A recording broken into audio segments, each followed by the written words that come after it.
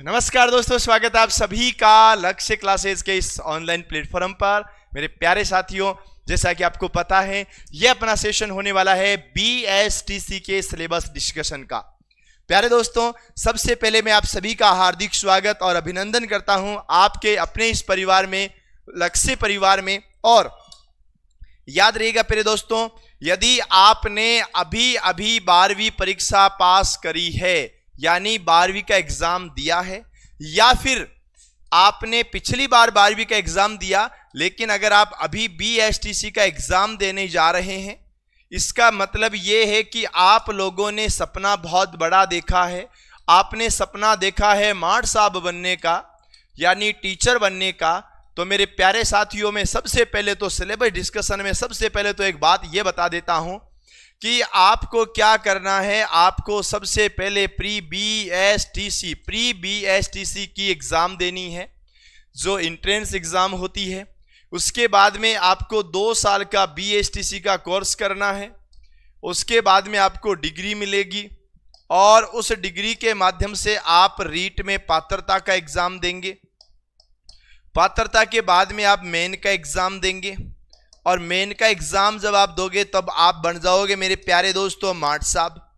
तो सीधी बात है, आपका सपना मार्ट साहब बनने वाला है। उस मार्ट साहब बनने वाले सपने को पूरा करने के लिए आपकी पहली सीढ़ी शुरू हो रही है प्री BSTC, यानी एंट्रेंस एग्जाम जो आपका होने वाला है, उसको लेकर के। मेरे प्यारे साथियों, सबसे पहली बात करें प्रारंभिक शिक्षा विभाग राजस्थान सरकार, और ये एग्जाम कौन करवाने वाला है, तो ये करवाने वाला है Vardhman Mahaveer open university VMOU, Vardhman Mahaveer खुला विश्वविद्यालय।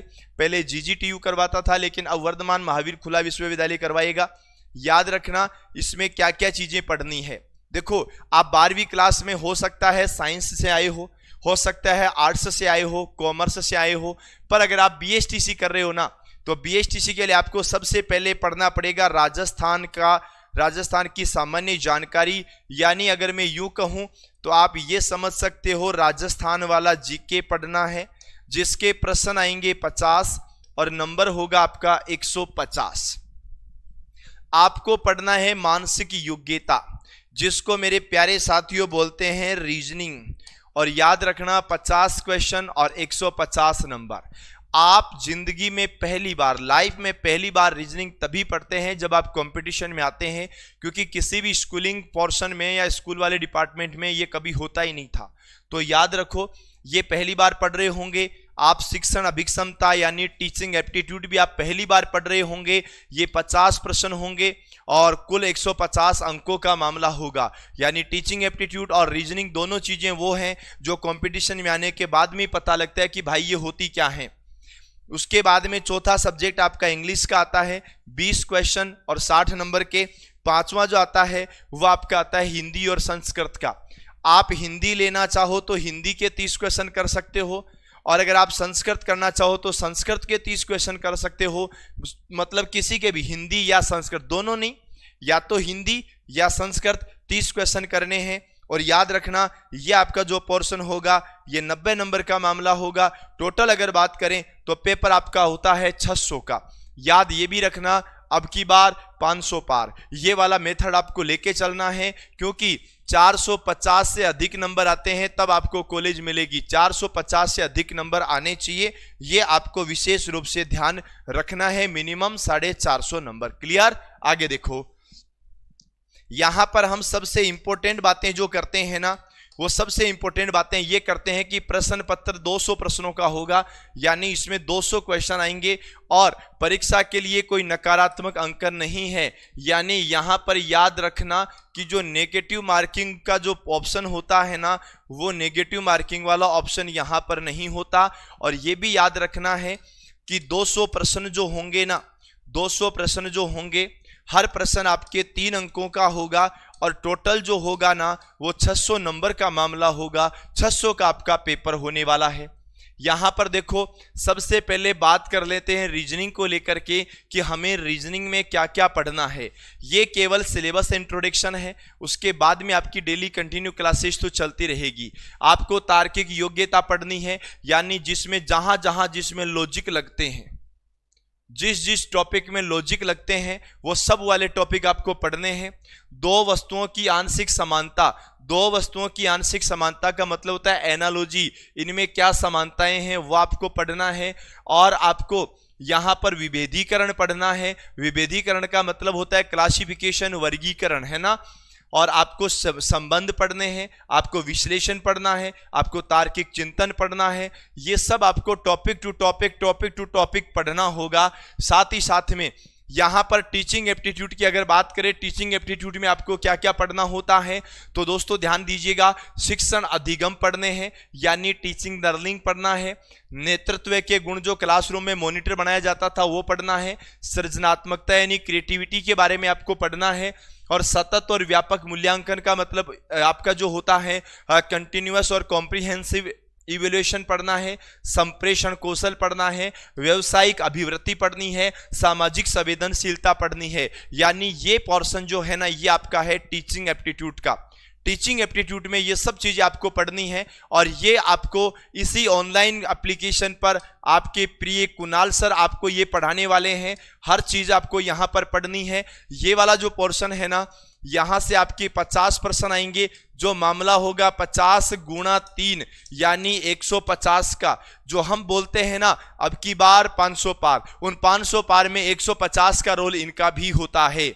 अगर हम बात करें यहां पर राजस्थान के सामान्य ज्ञान की, तो राजस्थान के सामान्य ज्ञान में क्या क्या पढ़ना है, हमें राजस्थान का इतिहास पढ़ना है, हमें राजस्थान की कला संस्कृति पढ़नी है, हमें राजस्थान का भूगोल पढ़ना है, हमें राजस्थान की अर्थव्यवस्था पढ़नी है, हमें राजस्थान की राज व्यवस्था पढ़नी है। यानी ये 5 टॉपिक अपने होते हैं और सबके 10-10 क्वेश्चन आपके आते हैं। इस पोर्शन ये जो होता है ना, ये 10-10 क्वेश्चन वाला होता है, ठीक है, ये आपको ध्यान रखना है। तो देखो राजस्थान का इतिहास, अब आप सोचोगे मार साहब राजस्थान का इतिहास पढ़ना है, राजस्थान का इतिहास बाबूड़ाई तो बुड्ढो वे कतो पढ़ो कहीं रे हैं। तो याद रखो राजस्थान के इतिहास में कोई टॉपिक का नाम नहीं दिया, मतलब आप पुराने पेपर के अकॉर्डिंग, पुराने पेपर में कौन से टॉपिक से कहां से प्रश्न आते हैं उनके अकॉर्डिंग अपन को ये पढ़ना पड़ेगा। कला संस्कृति में भी यही चीजें हैं, टॉपिक के नाम नहीं है। भूगोल, अर्थव्यवस्था और राज व्यवस्था में आपको ये चीजें पढ़नी है। अगर मैं बात करूं अंग्रेजी भाषा की, हमने रीजनिंग पढ़ा, हमने टीचिंग एप्टीट्यूड पढ़ा, अब हम इंग्लिश की बात करेंगे। कॉम्प्रीहेंशन पढ़ना है, स्पॉटिंग एरर्स पढ़ना है, नरेशन पढ़ना है, प्रपोजिशन पढ़ना है, आर्टिकल्स पढ़ना है, कनेक्टिव्स पढ़ना है, करेक्शन ऑफ सेंटेंस पढ़ना है, काइंड ऑफ सेंटेंस पढ़ना है। यानी ये ग्रामर का पोर्शन होता है, आपका व्याकरण का पोर्शन होता है, ये आपको वहां पर पढ़ना है। साथ ही साथ सेंटेंस कंप्लीशन आपको पढ़ना है, साथ ही साथ टेंस पढ़ने हैं, वोकेबलरी पढ़नी है, सिनोनिम्स पढ़ना है, एंटोनिम्स पढ़ना है, वन वर्ड सब्स्टिट्यूशन पढ़ना है, स्पेलिंग एरर्स पढ़ना है। यानी ये कुछ टॉपिक हैं, ये आपको इंग्लिश में पढ़ने हैं, ठीक है। यानी मैं आपको बताने वाला हूं कि डिस्कशन ये करने वाला हूं कि कौन कौन से टॉपिक आपको कवर करने हैं। तो टॉपिक टू टॉपिक हम लोग यहां डिस्कशन कर रहे हैं। अगर हम बात करें हिंदी की, तो हालांकि मैं आपको यह बता देता हूं कि यहां से आपकी जो क्वेश्चन आएंगे ना वो 20 आएंगे और 3 नंबर का हर क्वेश्चन होगा, 60 नंबर का आपका पूरा का पूरा मामला होगा। याद रखना 60 नंबर का आपका पूरा मैटर यहां से होगा। अगर हम बात करें हिंदी की, तो हिंदी में मेरे प्यारे साथियों हिंदी के 30 क्वेश्चन करोगे ना तो आपको यहां से मिलने वाले हैं 90 नंबर। ये 90 नंबर में आपको क्या पढ़ना है, आपको शब्दों का ज्ञान पढ़ना है, पर्यायवाची पढ़ने हैं, विलोम शब्द पढ़ने हैं, युग्म पढ़ने हैं, वाक्य विचार शुद्धिकरण पढ़ना है जिसमें शब्द शुद्धि और वाक्य शुद्धि होगी, मुहावरे और कहावतें पढ़नी है, संधि पढ़ना है, समास पढ़ना है, उपसर्ग पढ़ना है, प्रत्यय पढ़ना है। साथ ही साथ वाक्यांश के लिए एक सार्थक शब्द पढ़ना है। ये हिंदी व्याकरण के आपके टॉपिक हैं। अगर मैं बात करूं हिंदी वाले क्वेश्चन नहीं करो और अगर आप संस्कृत वाले 30 क्वेश्चन करते हो तो 30 क्वेश्चन में 90 नंबर का मामला आपका यहां पर भी है। इसमें आप क्या क्या चीजें पढ़ेंगे, इसमें आपको क्या पढ़ना है, स्वर पढ़ना है, यानी जो हिंदी वाला है वो इधर पढ़ना है, स्वर पढ़ना है, व्यंजन पढ़ना है, शब्दों का रूप पढ़ना है, धातु रूप पढ़ने हैं, उपसर्ग और प्रत्यय पढ़ना है, संधि पढ़नी है, समास पढ़ने हैं, लिंग और वचन पढ़ने हैं, विभक्ति और कारक का ज्ञान आपको पढ़ना है। यानी ये पोर्शन आपको यहां पर पढ़ना है। मैं आपको फिर से बता देता हूं मेरे प्यारे भाइयों, टोटल 200 प्रश्न आएंगे। उनमें से 50% जो आएंगे ना, उनमें से 50% जो आएंगे ना वो रीजनिंग के 50% होंगे। उसके बाद में 50% जो आएंगे ना वो टीचिंग एप्टीट्यूड के 50% होंगे। 50% जो आएंगे ना वो जीके के आएंगे। और अगर 20 क्वेश्चन जो आएंगे ना वो इंग्लिश के आएंगे। और 30 क्वेश्चन जो आएंगे ना वो मेरे प्यारे भाइयों हिंदी या संस्कृत के आएंगे।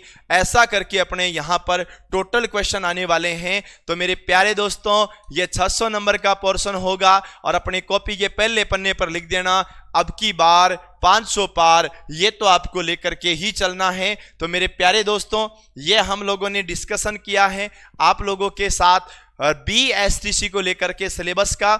मैं आपको फिर से बताने वाला हूं कि BSTC अगर आप करते हैं तो यहां पर आपको कॉलेज अलॉटमेंट होगा, कॉलेज अलॉटमेंट होगा, वहां पर आपको करना है BSTC की डिग्री।